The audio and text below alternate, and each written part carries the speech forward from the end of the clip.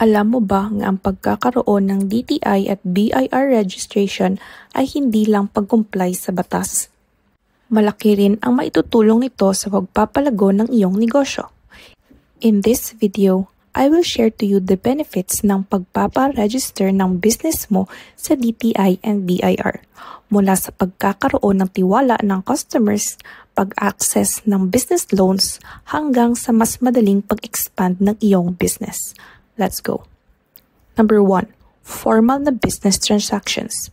Kapag ang iyong online store ay lumalaki na at nakakakuha ka na ng maraming customers, lalo na mga businesses o wholesale buyers, magiging mahalaga na magkakaroon ka ng official receipts. Kung hindi ka nakapag-register sa BIR, hindi ka makaka-issue ng official receipts na ginagamit sa mga legal na transaction.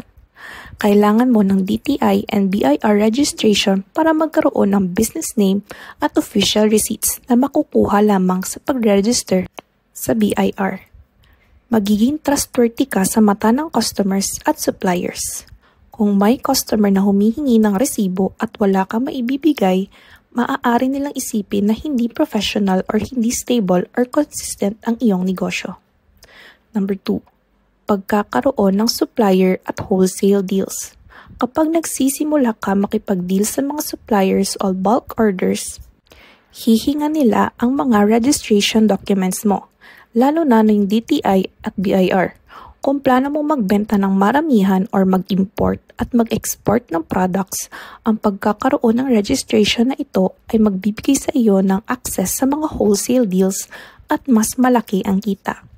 Kailangan ng DTI at BIR registration upang maging karapat-dapat sa bulk deals at mataas na presyo including official receipts na makukuha lamang if BIR registered ka.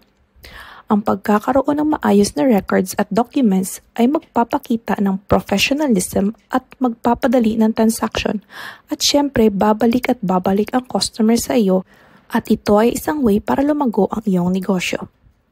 Number 3, pag-apply ng business loans and financial support. Kapag gusto mong mag-expand ang iyong negosyo at mag-apply para sa business loans or financial support mula sa mga bangko o government agencies, hihinga nila ang business registration documents mo, kabilang na ang DTI at BIR. Kung wala kang mga registration na ito, maaaring ma-delay o ma-reject ang iyong application. Ang mga documents sa DTI at BIR ay magbibigay ng creditworthiness at magiging katibayan na legit ang iyong negosyo kaya mas madali ka makakakuha ng tulong pinansyal para sa expansion ng iyong mga products. So, if nagdadalawang isip ka, if magpaparegister ka, do consider these questions. Number 1, seryoso ka na ba sa negosyo mo? Number 2, nakabenta ka na ba kahit kaunti lamang through direct selling? Para ma-validate if may demand ba talaga ang gusto mong negosyo? And lastly, handa ka na bang mag-level up sa negosyo mo? If yes, you may consider registering your business na. I have some videos on my channel on how to register sa DTI and BIR. Pinakita ko doon yung step by step at mabilis lang talaga magpa-register. Bigyan mo lang talaga ng commitment at time. Thanks for watching. Sana marami ka natutunan tungkol sa mga benefits ng DTI at BIR registration. Kung may tanong ka o gusto mong i-share ang experience mo, just comment down below.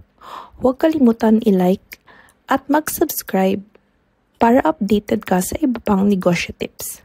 Good luck sa business journey mo, and if ako sa'yo, if nagdadalawang isip ka, ito na ang sign na i-push mo na ang pag-register.